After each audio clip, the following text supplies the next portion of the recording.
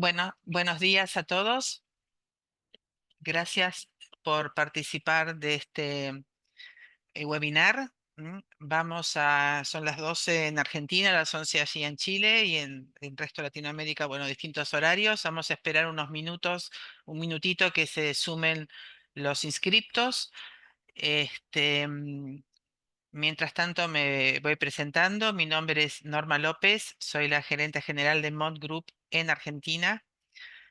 La estructura del webinar es, yo voy a exponer ahora unos 40 minutos aproximadamente y van a quedar los últimos minutos. La idea es que siempre nos queden los últimos minutos para las consultas, así que con todo gusto al final de la exposición las responderé en la medida que pueda hacerlo en el momento y si no, por supuesto que vía mail quedan abiertas las posibilidades de contactarnos con los casos más concretos o las dudas que aparezcan después. ¿M? También el webinar queda a disposición de ustedes para poder consultarlo y este, bueno, eso por el momento. Esperamos un minutito más y arrancamos. Hoy nos convoca una revisión, un resumen de qué es la ley bases, qué es la ley bases que tan famosa aquí en Argentina, sancionada muy recientemente. ¿M?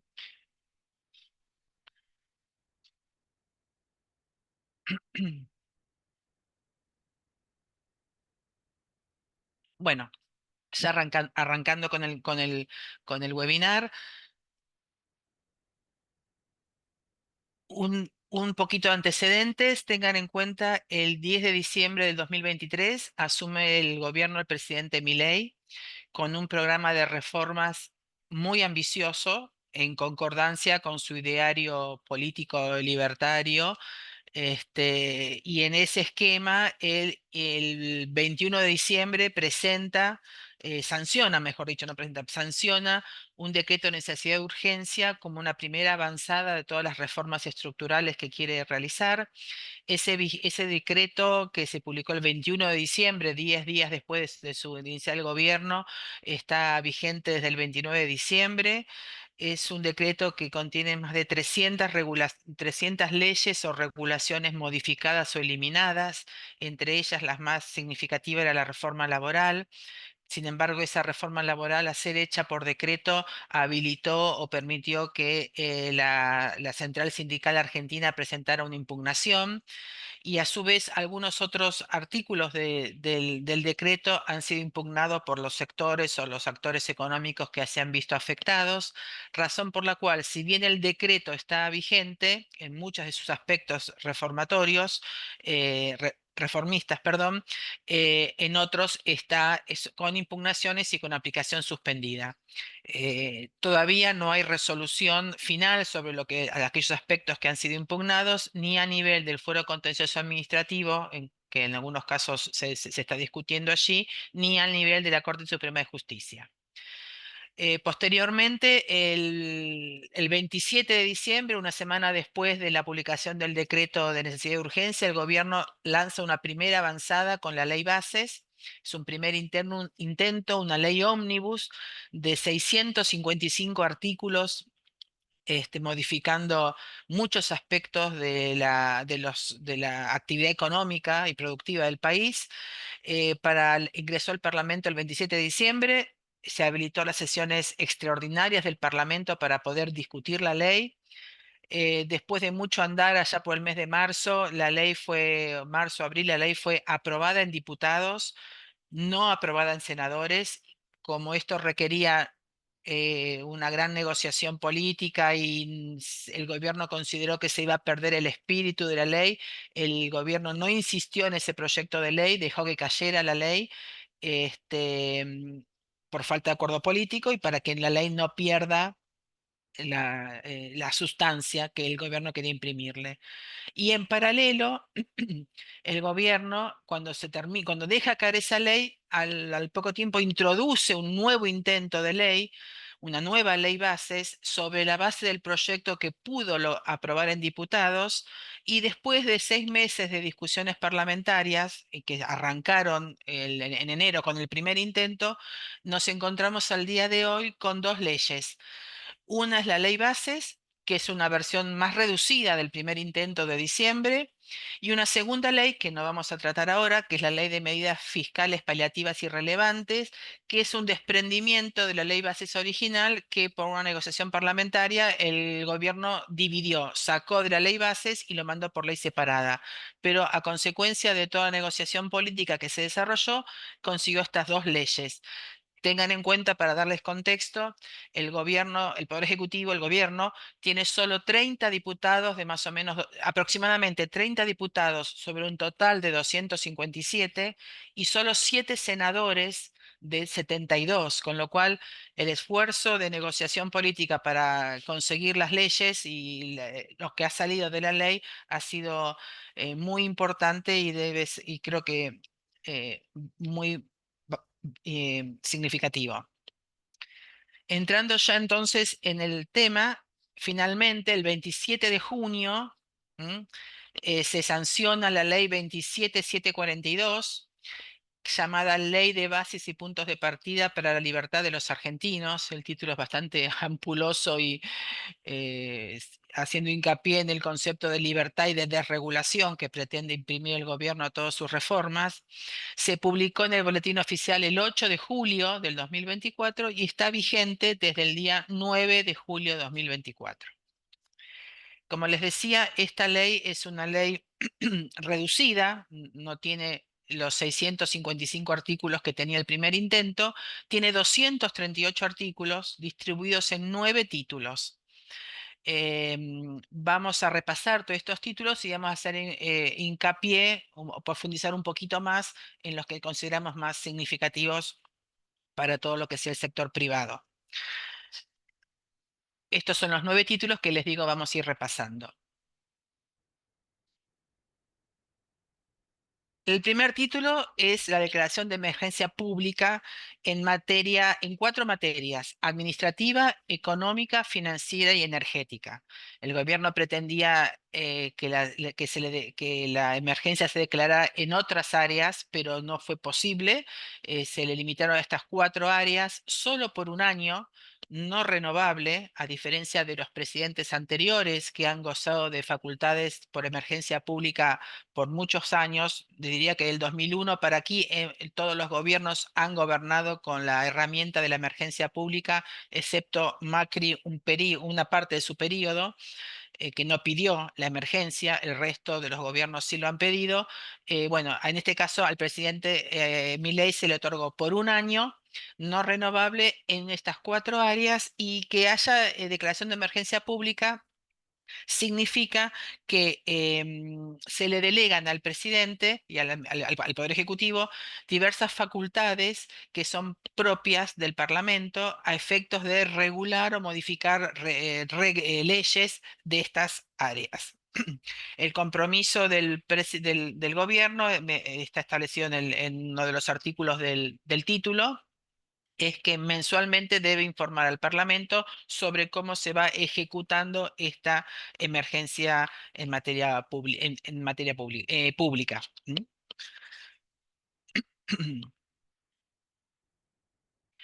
El otro título es el de reforma del Estado. El gobierno en este título, en esta ley, se faculta a una reorganización muy amplia de la administración pública nacional en aras de mejorar el funcionamiento del Estado, reducir su sobredimensionamiento, mejorar las prácticas de control interno para obtener mayor transparencia en todas las operaciones o en todas las decisiones de gobierno. Por eso se faculta al Poder Ejecutivo para que pueda modificar, eliminar competencias, incluso puede reorganizar, transformar la estructura jurídica, hacer fusiones, disoluciones, incluso transferir a las provincias o a la Ciudad de Buenos Aires diversos organismos de la Administración Central, así como empresas y sociedades del Estado, y también respecto a los fondos fiduciarios, que son fondos con dinero, con fondos públicos que maneja ciertos organismos y que están fuera de control parlamentario porque tienen fines específicos. También el gobierno tiene facultades para disolverlos, liquidarlos, transformarlos. Todo esto está enfocado relacionado a todas diversas áreas del Estado. Hay varios organismos que por su función, por la presión social, por la decisión política o lo que fuera, han quedado al margen de toda esta reorganización. Entre ellos destaco el ANMAT, el organismo relacionado con el control de medicamentos y tecnología médica, el ENACOM, el organismo relacionado con todo lo que sea comunicaciones, la Comisión Nacional de Energía Atómica, el INTA, todo lo que tenga que ver con investigación y tecnología agropecuaria, el INPI, que es el Instituto Nacional de Propiedad Industrial. Todos estos organismos han quedado fuera de esta organización administrativa, es decir, van a seguir funcionando tal cual veníamos funcionando hasta ahora, por lo menos de acuerdo a esta ley. Si en el futuro el gobierno instruye algún otro mecanismo para mejorar el funcionamiento o cambiarlo, bueno, seguramente vía reglamentaria lo puede hacer o por futura ley futura, ¿no es cierto? En cuanto a privatizaciones, también se creó una comisión bicameral de seguimiento y a pesar de que inicialmente había, no sé, una hoja entera o más de una hoja entera de empresas sujetas a privatización, lamentablemente, bueno, producto de toda esta negociación que hubo que hacer para sacar la ley, solamente quedaron sujetas a privatización Energía Argentina Sociedad Anónima, ENARSA, que es la empresa del Estado que interviene en el mercado eléctrico, Intercargo, que es la empresa estatal que maneja todo el handling en los aeropuertos, y quedaron sujetas a concesión y a privatización AISA, que es es agua y saneamiento en el ámbito de la ciudad de Buenos Aires y el ámbito metropolitano, es la empresa que provee agua a la ciudad y a sus alrededores. Ella está sujeta a privatización o nueva concesión. El Belgrano Cargas, que es un tren de cargas, la Sociedad Operadora Ferroviaria, que coordina tema de trenes de carga, y Corredores Viales, que es la empresa estatal dedicada al tema de autopistas y, eh, peajes.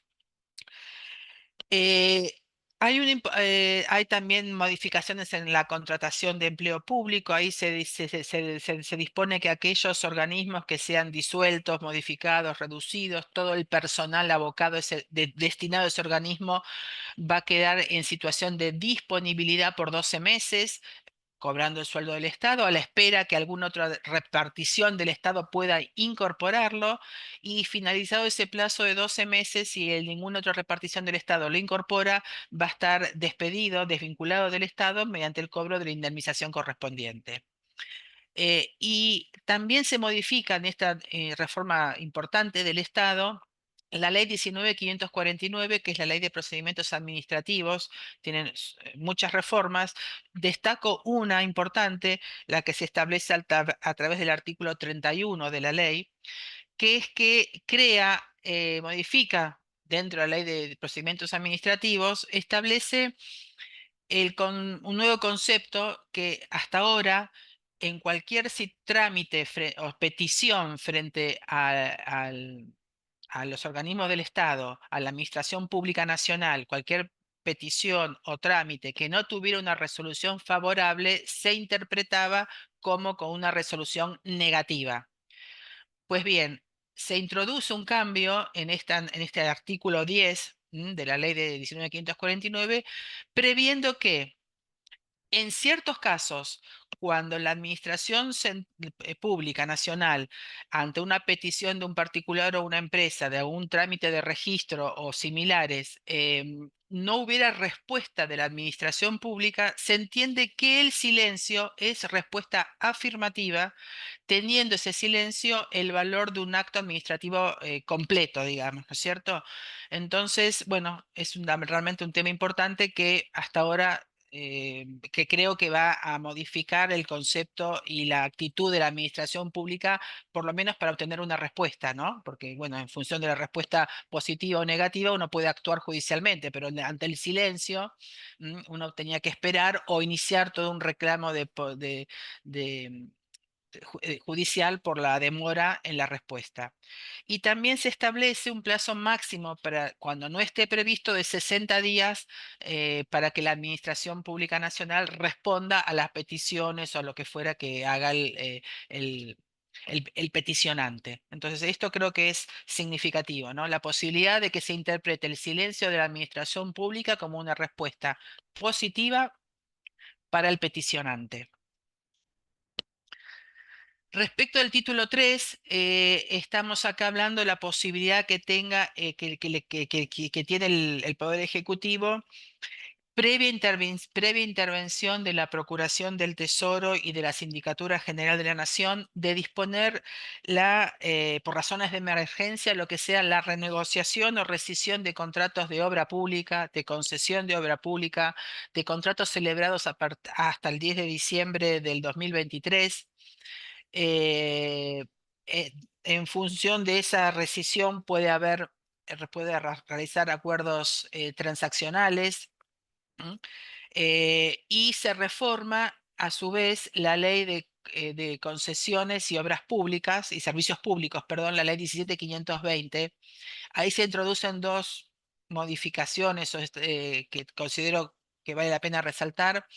Una es que establece que en este concepto de la administración actual, de que el Estado debe correrse de toda actividad económica que tienen que hacer los privados, establece que en todos los casos de obras públicas y servicios públicos, de servicios públicos y obras públicas, la financiación debe ser provista por los privados, o sea, no habrá más financiación estatal.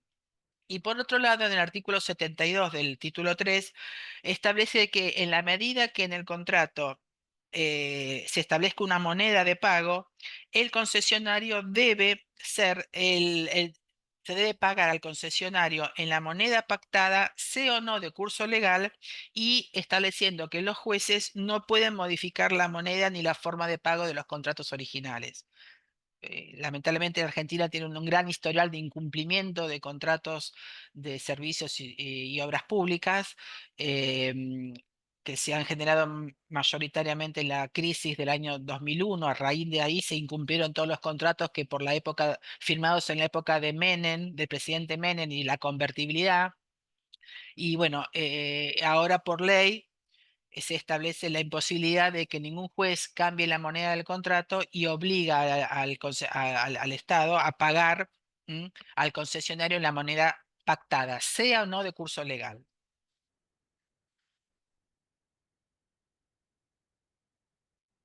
El título 4 y acá arranca en este título 4 y el título 5 es donde aparecen en los primeros, aparece lo que llamamos la modernización laboral.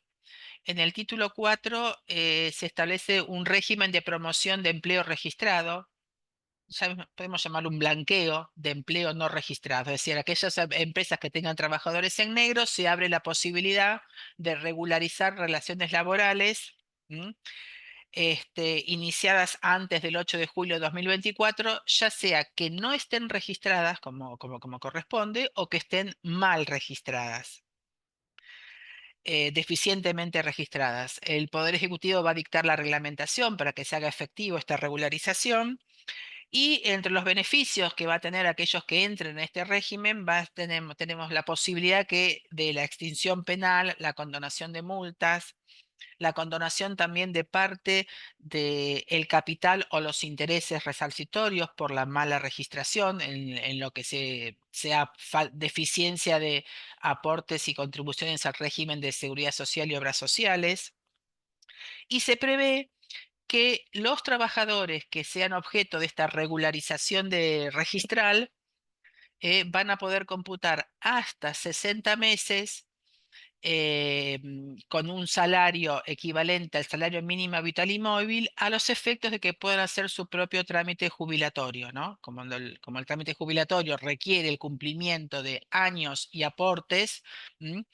Aquellos que aquellos que queden encuadrados en este sistema porque el empleador regulariza la registración podrán computar hasta 60 meses de aportes.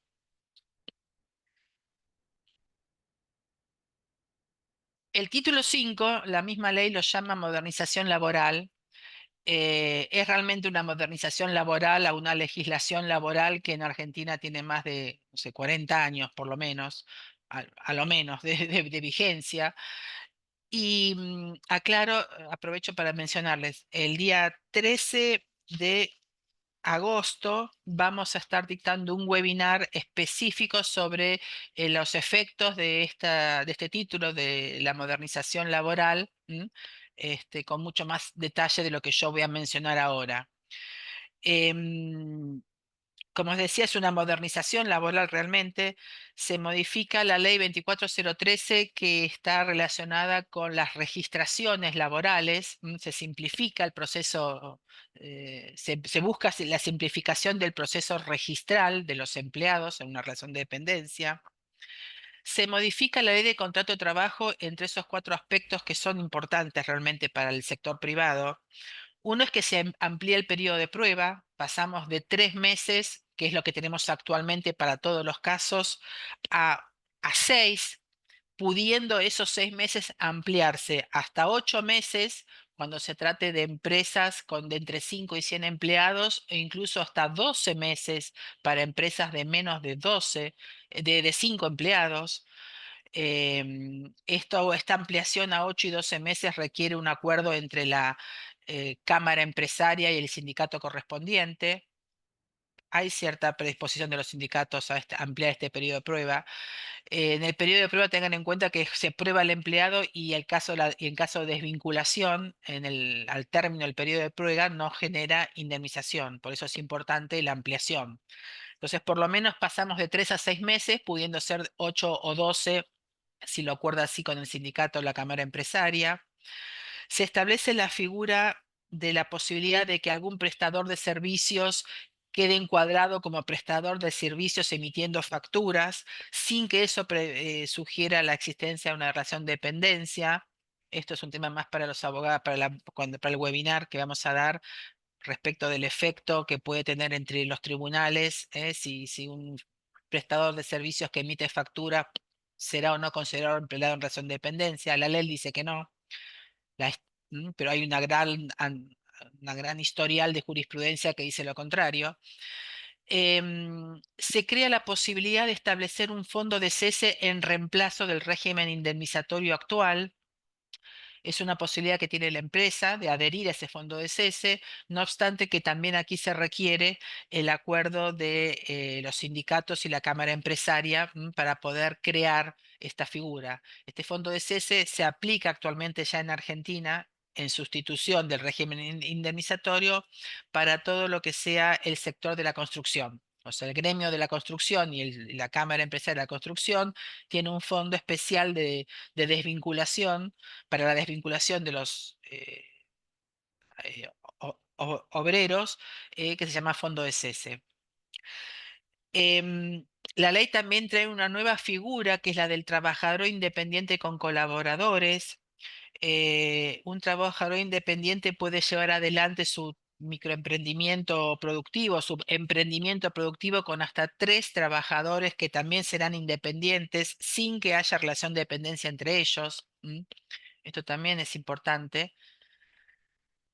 Trae reformas para el régimen de trabajo agrario y también de significativa importancia es la derogación de todo el régimen de multas que la legislación laboral tenía previsto para el caso de deficiencia de registración, falta de registración, error en la liquidación de las nóminas, error en la liquidación en el cálculo de la liquidación final. Bueno, cuando el empleado reclamaba por todas esas diferencias o lo que fuera, se agregaban una cantidad de multas que hacían impredecible el monto final del juicio, la contingencia final. Realmente lo hacían impredecible.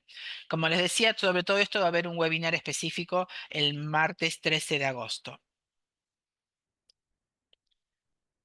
Título 6 está relacionado a energía. Introduce una serie de modificaciones muy importantes en todo el área de energía. Se modifica la ley de hidrocarburos, la ley de gas natural, se modifica el concepto del principio de la soberanía hidrocarbonífera nacional contenida en la ley 26741. Se adecúan las leyes que regulan el sector de energía eléctrica. Se unifican los entes reguladores de los distintos sectores de la energía y se solicita, se busca una unificación de la legislación ambiental, de las distintas jurisdicciones. Se invita a que puedan acordarse una legislación ambiental uniforme. Así que también el sector energía es un sector importante en cuanto a lo que es su desregulación. Finalmente llegamos al título 7, que es el título estrella de la ley y del gobierno, ¿no? Realmente es un título que abarca del artículo 164 al 228. ¿M? Es el artículo que se denomina Régimen de Incentivo para Grandes Inversiones, RIGI. ¿M? La propia ley establece que este régimen debe estar reglamentado en 30 días. ¿M? Si la ley se sancionó, está vigente desde el 8 de julio, tenemos 8 de agosto para que esté reglamentado.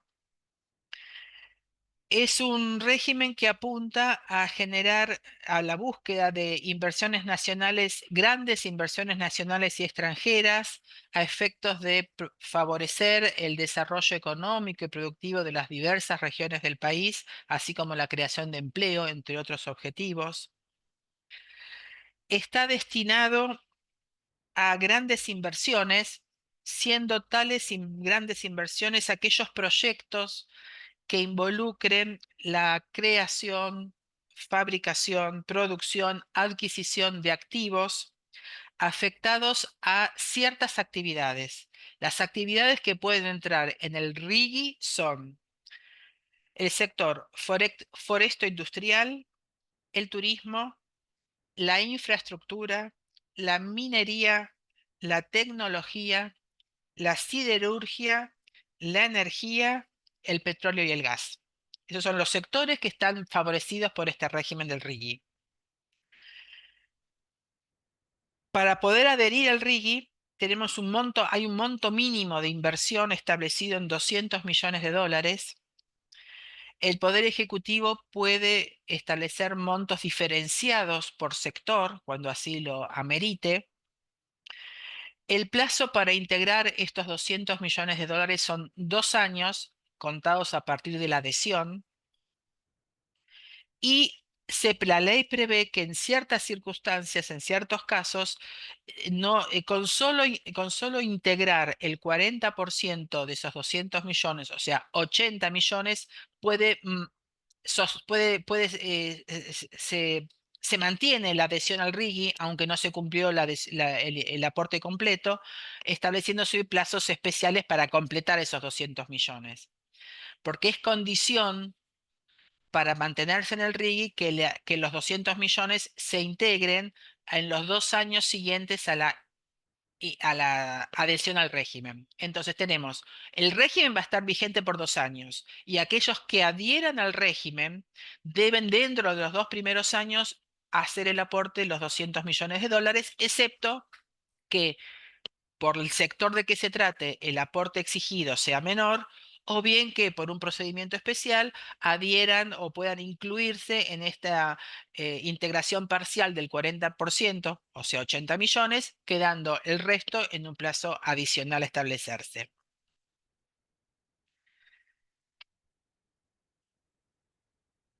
Este, ¿qué es lo que se incluye? O sea, qué es lo que crea la ley? La ley crea la figura del vehículo de proyecto único, VPU, vehículo de proyecto único. O sea, lo que los interesados deben inscribir en el registro es el vehículo de proyecto único. Ese vehículo de proyecto único es la empresa, es el ente jurídico que va a llevar a cabo la jurisdicción, la inversión. Ese ente jurídico puede ser una sociedad anónima unipersonal, no una SAS, una sociedad anónima unipersonal, una SRL, pueden ser sucursales, puede ser una unión transitoria de empresas, puede ser una figura nueva llamada sucursal dedicada. Esos son los entes jurídicos que van a inscribir el BPU. Y a ese BPU, y ese es lo que va a quedar inscripto. Va a quedar inscripto el BPU, el vehículo de registro de proyecto único. Sucursal dedicada em, se creó esta figura para el caso de una sociedad o de una empresa, de un inversor que tenga otras actividades que no incluye, que no abarcan el RIGI, entonces puede crear dentro de su ente jurídico como a estos efectos solamente una sucursal específica que es la que debe cumplir todos estos requisitos de adhesión y desarrollar el proyecto. Digamos, para no crear una sociedad específica, ¿no es cierto? Puede utilizarse una que yo tengo para otras actividades y creo la figura de la sucursal dedicada para el RIGI. Como todo plan de inversión, perdón, como todo plan de incentivo, tiene incentivos tributarios, aduaneros y cambiarios. A título de ejemplo, sin profundizar mucho, en cuanto a títulos e incentivos tributarios, bueno, impuesto a las ganancias, menor tasa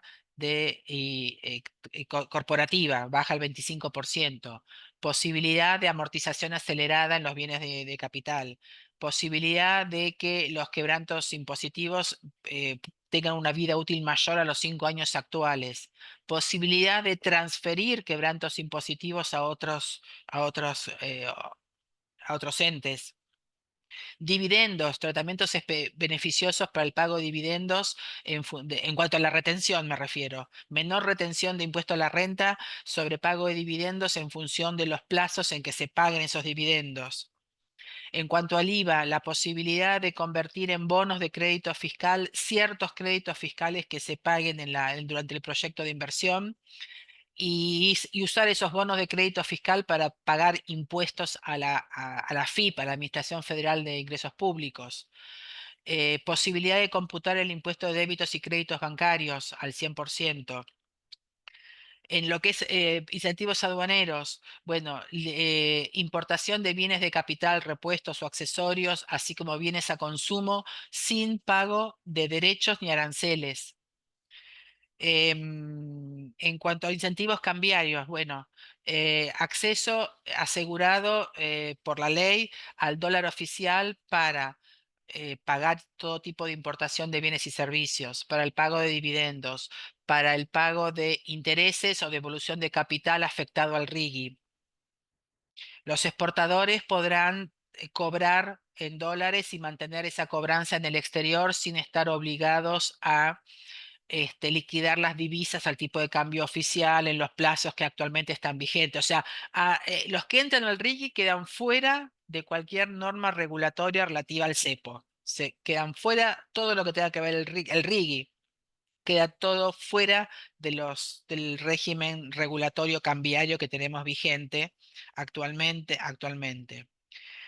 Se les da estabilidad tributaria, aduanera y cambiaria por un plazo de hasta 30 años a partir de la adhesión. Y en el caso de que las empresas o que los entes estén gozando de algún otro régimen de beneficio, hay todo un sistema de compatibilidad de ambos regímenes, ¿no es cierto?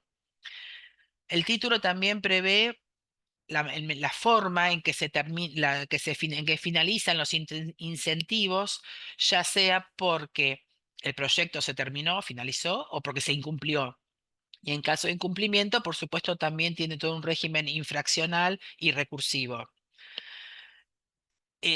Autoridad de aplicación. La ley establece que se va a crear una autoridad de aplicación específica para el RIGI, específica. E incluso se instruye a la Administración Federal de Ingresos Públicos, a la AFIP, para que la AFIP también, dentro de su estructura, organice, no sé si llamar una dependencia, pero tenga una capacidad de atención, seguimiento, favorecer todo lo que sea gestiones ante la AFIP para todo lo que es RIGI. Jurisdicción y arbitraje. Bueno, es importante esto también en búsqueda de proteger a los inversores extranjeros. Se establece la posibilidad de que después de, en caso de discusión, después de consultas o alguna discusión amistosa, eh, en caso de disputa, la disputa o controversia pueda ser llevada a pueda ser sometida a arbitrajes locales o internacionales. ¿M? Eso también es importante. No, o sea, no es de aplicación obligatoria la jurisdicción argentina, ¿m? Ni los tribunales argentinos. ¿Ok? Esto creo que también es significativo. Se declara de interés nacional todo este esquema dentro de la permanece en la declaración de interés nacional y se invita a las jurisdicciones, a las jurisdicciones provinciales y la Ciudad Autónoma de Buenos Aires a que adhieran.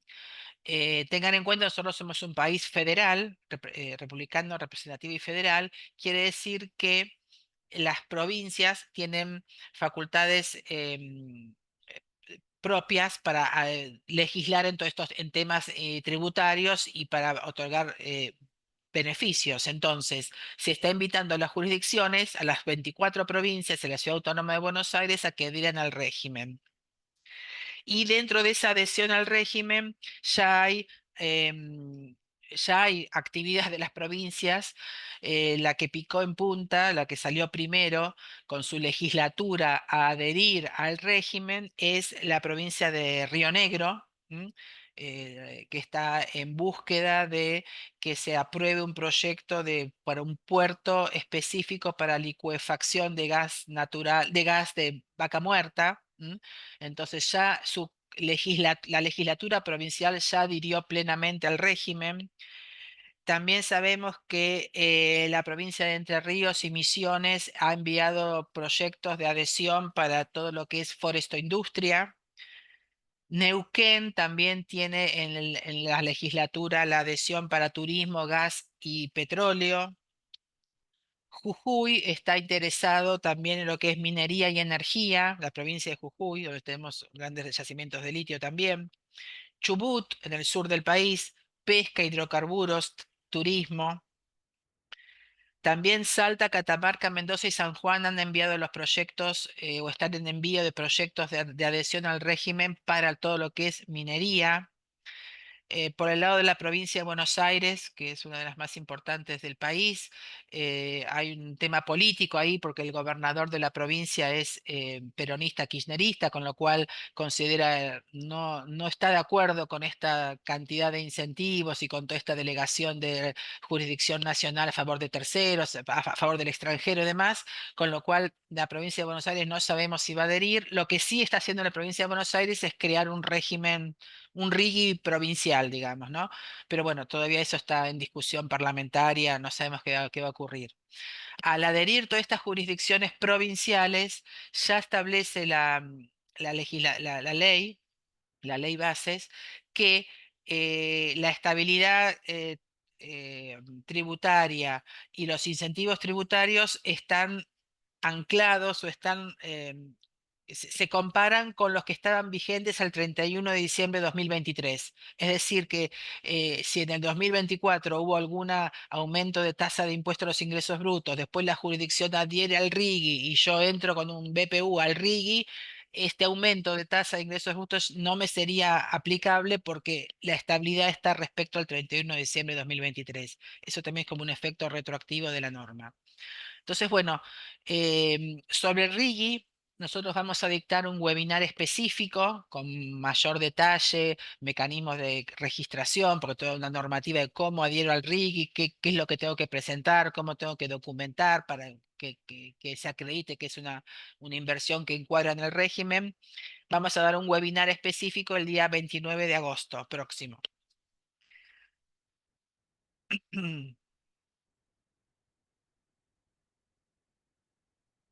Respecto de, bueno, este es lo que quería comentarles de Rigi. Seguimos con el título siguiente. El título 8 es un título específico que establece un cambio en la tributación para el impuesto interno sobre el tabaco y apunta a una situación que se estaba dando en Argentina, donde ciertas empresas, por determinadas circunstancias legales, no estaban tributando el impuesto y ahora por ley se las equipara a todas, todas van a tributar el mismo impuesto.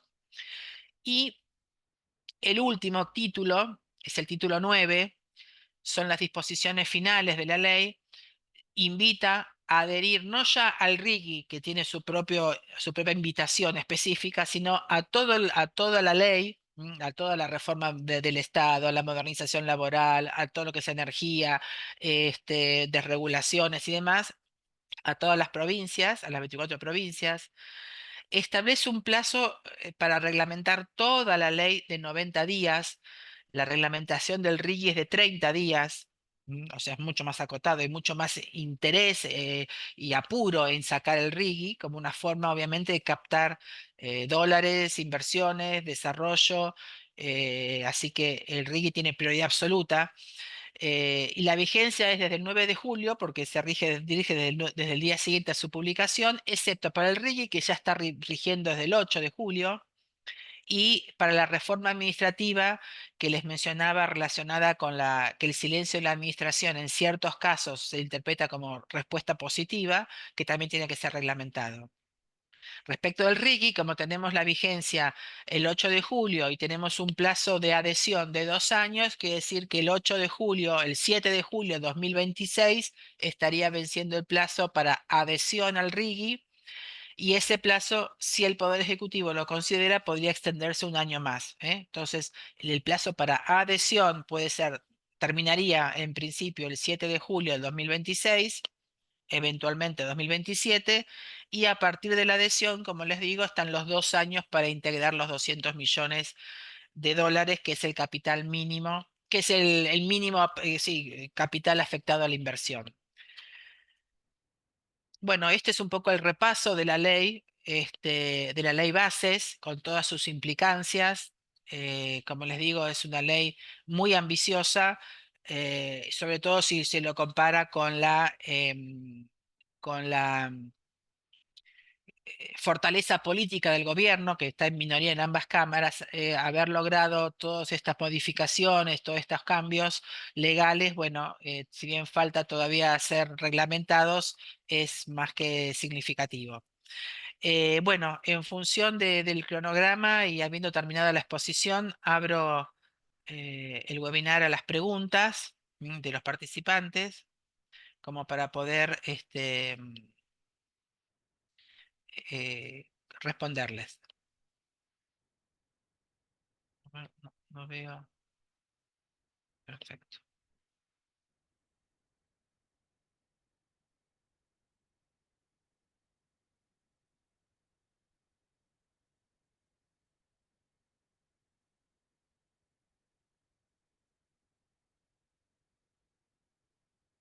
Pero ahora no veo preguntas. Em, el gobierno considera que vamos a tener que está preparando nuevas leyes de reformas. eh, Confía en que la economía va a mejorar, confía en que el año que viene, al haber elecciones nuevamente parlamentarias, va a poder mejorar su potencia su cantidad de diputados y senadores en el Congreso, razón por la cual va a poder sacar las reformas que por ahora han quedado en el camino. Este, pero bueno, realmente el RIGI y la modernización laboral son eh, proyectos, perdón, proyectos, no, pues son leyes, son normas realmente de alcance significativo para todo el sector privado.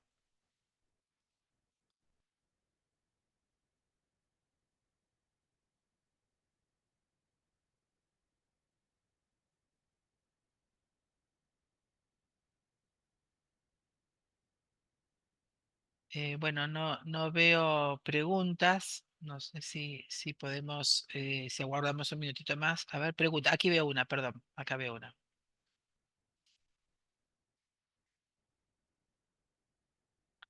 ¿Qué desarrollo se espera en el comercio exterior de Argentina de cara a esta nueva ley? Queda claro el RIGI, pero ¿qué pasa con las demás empresas? Bueno, las demás empresas, obviamente que no están en el RIGI, están sujetas a la normativa general.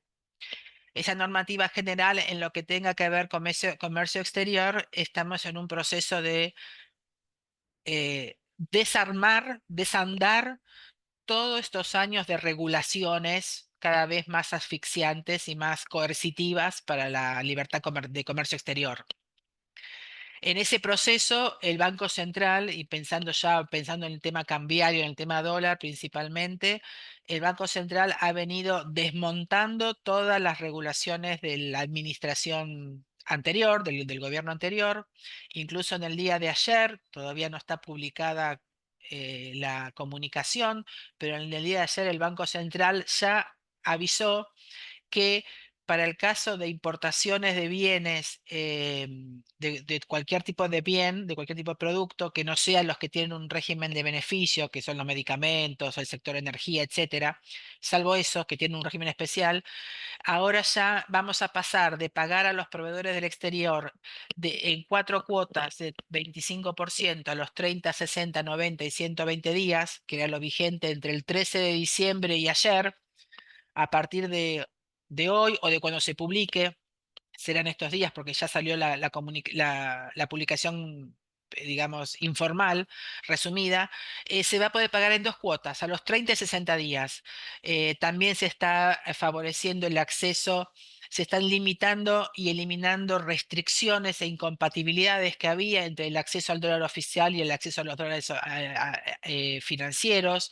Es decir, estamos en un proceso de desarmar todas esas regulaciones y bueno, poco a poco se va mejorando. O sea, hasta diciembre del año pasado no se podía pagar nada al exterior. De diciembre hasta ahora, bueno, está la posibilidad de pagar en cuatro cuotas. Ahora nace la posibilidad de pagar en dos cuotas. Bueno, se supone que el gobierno va a ir en ese sentido, que tiene claro que tiene que desarmar el cepo. Y en cuanto a lo que es importación-exportación, lo que sí se estamos observando es que se está dejando de dar intervención a diversos organismos que antes intervenían en los procesos de importación, salvo que realmente el producto así lo amerite, como puede ser un tema de seguridad energética o de seguridad por temas médicos o tema de alimentos, ¿no es cierto?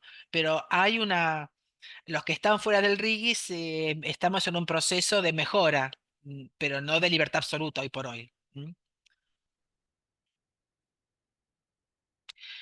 Para exportar desde zona franca chilena a zona franca argentina y a Tierra del Fuego, ¿habrá eliminación de aranceles y certificación de productos? La verdad que no le puedo responder porque no manejo em, el tema aduanero específicamente. Puedo recoger la pregunta y averiguarle. La ley bases, esta que charlamos hoy, no tiene normativa específica aduanera. Tiene beneficios aduaneros para los que adhieren al RIGI, pero la normativa aduanera no ha cambiado por la ley, por efecto de la ley bases. Sí puede haber cambios y sugiero por ahí, si ustedes ya trabajan con algún despachante, poder consultarlo, si algunas de las últimas reformas y flexibilizaciones que están habiendo en forma diaria y cotidiana, algunas de mayor significación como esta, de pagar en dos cuotas, u otras, de sacar de eliminar controles y procedimientos, puede afectar el tema de la zona franca. Pero la ley bases no lo contempla, lo quiero aclarar. En el caso de la importación de servicios, de los servicios, ¿también se considera aumentar los pagos al exterior? Bueno, no está contemplado en la ley bases este tema, salvo que sea el RIGI, vuelvo a decir, para los que están fuera del RIGI,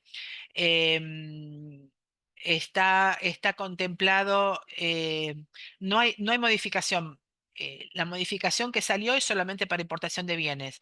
Lo que sea servicios, tenemos 30 días de fecha de factura o finalización del servicio cuando se trata de no vinculadas y 180 días cuando se trata de servicios entre vinculadas. Eso no se ha modificado por ahora. Solo se modificó lo que es bienes. Eso es para Claudia. Y la respuesta anterior era para Oscar, que no pudo responder tema zona franca. Y Julio me preguntaba respecto de que, qué pasa con el acceso al dólar para las empresas fuera del RIGI. Así que espero haber respondido a los tres. A ver si tengo más preguntas. No, no. Julio, ya respondí. Oscar, no le puedo dar una respuesta del todo satisfactorio. Y Claudia, que me preguntaba el pago de importación de servicios. Em, bueno, yo creo que faltan unos minutos para terminar el horario previsto, pero en caso que no surjan más preguntas, eh, podríamos ir cerrando la charla. De cualquier manera, está el mail de contacto aquí a la vista, el material. Van a recibir un mail de seguimiento de este webinar, así que pueden a través de esos mails contactarnos para las dudas que puedan tener en concreto de la charla de hoy u otra temática. Les recuerdo entonces, el 13 de agosto va a haber un webinar específico sobre modernización laboral de la ley bases. Y el 29 de agosto vamos a tener una charla específica sobre el RIGI, y todas las particularidades que yo traté de resumirles hoy. La idea de este webinar era darles un panorama de hacia dónde apuntaba el gobierno, qué instrumentos estaba sacando para desregular la economía argentina, concordante con su filosofía económica y política, ¿no? De libertad absoluta en todos los planos, y sacar al Estado de todo aquello en lo que participe e intervenga para regular. Esa es la filosofía del gobierno. Bueno, entonces, no habiendo más preguntas y quedando a disposición vía mail, como les decía, los saludo, les agradezco la participación y nos estaremos viendo en otra oportunidad. Buenas tardes, que sigan bien. Adiós.